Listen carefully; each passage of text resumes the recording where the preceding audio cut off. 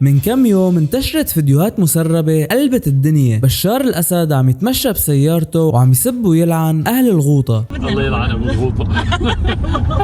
الكل ركز على كلامه، بس قليلين اللي انتبهوا للشخص اللي كان قاعد جنبه وعم يضحك على هالكلام. لونا الشبل، المرأة اللي قالوا عنها السيدة الثانية بسوريا، واللي كانت بيوم من الأيام أقوى من القيادات والجيش وأقرب للرئيس من خياله. بس السؤال اللي بيخوف، كيف تحولت هي الضحكة لجثة هامدة بسيارة مصفحة على طريق يعفور؟ وشو هي القصة الحقيقية ورا ال7 مليار دولار اللي اختفت قبل موتها بليلة وحدة؟ اليوم رح نفتح الصندوق الأسود اللي حاولت أسماء الأسد تدفنه مع لونا، ورح نفتح ملف الاغتيال المنسي اللي هز أقوى قيادات القصر. يلا نبدأ.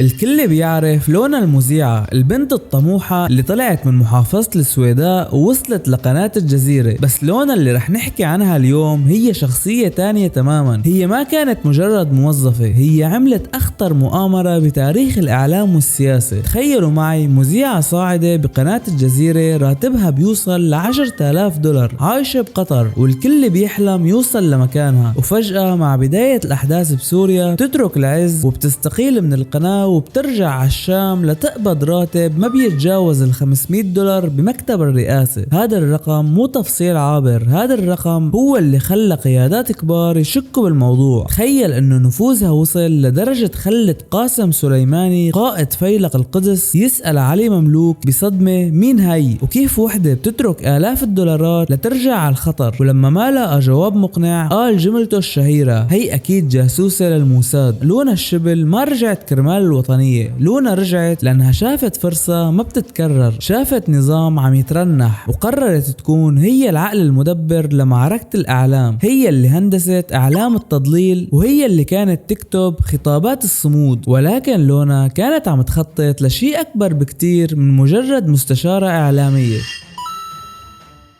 بعد ما لونا أخذت منصب مهم في الإعلام، اتجهت مباشرة لتكوين علاقة قوية مع بشار الأسد. ولكن اللي ما كانت بتعرفه إنه في القصور القرب الزايد من السلطان هو بداية النهاية، وهون بلشت الحرب الحقيقية، الحرب اللي ما فينا نشوفها بس سمها بيجري بعروق كل اللي قاعدين على الكراسي الفخمة. أسماء الأسد سيدة الياسمين شافت إنه في شريكة عم تحاول تاخد مكانها بالقصر، والقصة ما كانت سياسة وبس، القصة كانت شخصية جدا. تسريبات الإيميلات بسنة 2021 كشفت المستور. العلاقة بين لونا وبشار تجاوزت الحدود المهنية بمراحل، وصار الحديث عن زواج سري أو علاقة عاطفية كانت عم تتسرب بين قادة المخابرات. لونا ما كانت خايفة، بالعكس كانت عم تستعرض قوتها قدام الكل. وبينما الشعب السوري كان واقف طوابير على الخبز والغاز، لونا الشبل فتحت مطعم ناش كراي، المطعم الروسي الفخم بمنطقة المزة، مطعم بيقدم كافيار وأطباق روسية بأسعار خيالية، وجواته كانت تعزم قيادات من روسيا وإنفلونسر، وكأنها عم تقول للكل أنا الحاكمة هون. كانت مفكرة أنه ظهرها محمي، ومين اللي حاميها؟ حليفها الأكبر فلاديمير بوتين. وهذا المشهد اللي جنن أسماء الأسد. بلقاءات رسمية الكاميرات لقطت بوتين عم يترك بشار واقف مثل المزهرية أو عم يمشيه على جنب ويروح يصافح لونا ويضحك معها وكأنها هي الند للند. هون أسماء الأسد فهمت الرسالة، لونا الشبل هي المندوبة الرسمية لبوتين في دمشق، ولازم يتم التخلص منها بأي ثمن.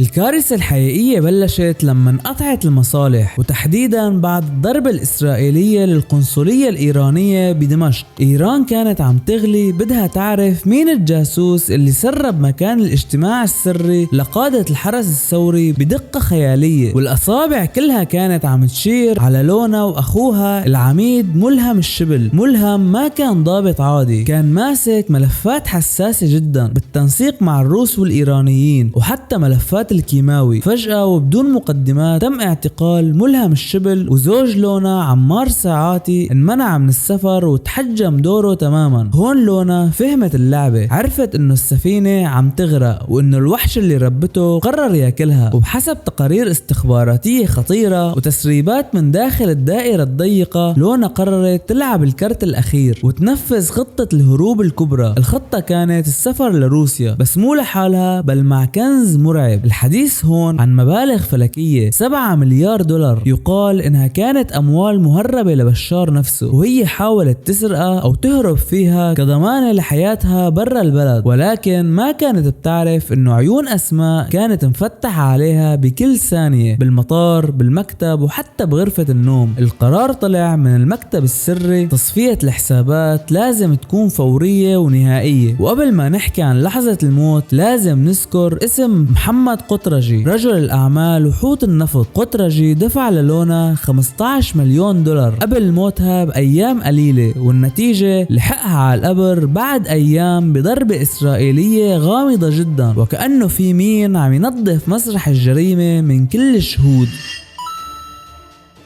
يوم 2 تموز 2024 انكتب السطر الأخير. لونا الشبل كانت ماشية بسيارتها المصفحة على طريق يعفور، وإذ بتموت فجأة. الأخبار اللي انقالت وقتها عن سبب الوفاة إنه كان حادث سير، سيارة صدمتها وطلعتها عن مسار الطريق. بس بالله عليكم شغلوا عقلكم شوي، سيارة مصفحة مصممة لتصد الرصاص والقذائف، حادث بسيط بضربة خفيفة يسبب أضرار مميتة لدرجة الموت. الصور اللي طلعت للسيارة بتأكد انه الضربة ما كانت مميتة. وهون بتظهر الرواية المرعبة، الرواية الثانية، الرواية اللي بتقول انه السيارة اللي صدمتها كانت سيارة امنية مهمتها توقيف لونا، وبعد ما وقفت السيارة نزلوا مسلحين منها وضربوها بمقبض البندقية ضربة احترافية قاتلة على مؤخرة الراس ليتأكدوا انه الصندوق الاسود تسكر للأبد. المثير للسخرية والمبكي بنفس الوقت انه لونا راحت على مشفى الشامي، نفس المشفى اللي مات فيه رستم غزالة بعد ما انضرب وتبهدل، ونفس المشفى اللي انتهى فيه محمود الزعبي وغازي كنعان. مشفى الشامي صار برزخ الانتقال للعالم الآخر لكل مسؤول بيخلص دوره. سائقها والمرافق تبعها تم اعتقالهم فورا واختفوا، ولونا نسفت حتى الموت، ومعها مات أسرار ال7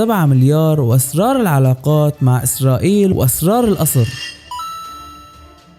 لونا الشبل عاشت بالظل وماتت بالظل، كانت مفكرة انه ال7 مليار او علاقتها مع بوتين او حتى قربها من بشار رح يحميها من غدر القصر. بس نسيت درس حافظ الأسد لما قال في عالم الطغاة لا يوجد شركاء، يوجد فقط أدوات ومحارم ورقية تستخدم لمرة واحدة ثم ترمى، وهي كانت مجرد أداة لمعت خدمت كبرت، ولما انتهى دورها تم إتلافها بدم بارد. واليوم بعد ما شفنا صورها بالتسريبات وهي عم تضحك بالسيارة صار فينا نفهم ليش كانت عم تضحك. كانت عم تضحك ضحكة الغرور اللي بتسبق السقوط، كانت عم تضحك لأنها ما كانت شايفة السكين اللي عم تنسن بظهرها من أقرب الناس إلها. العبرة يا صديقي مو بمين بيضحك بالأول، العبرة بمين بيقدر يضل عايش ليحكي القصة. إذا عجبتك الحلقة وحابب تعرف خفايا وقصص غريبة تانية اشترك بالقناة وفعل الجرس لأنه الملفات اللي جاية أخطر بكتير. أنا مستر أيهم، سلام.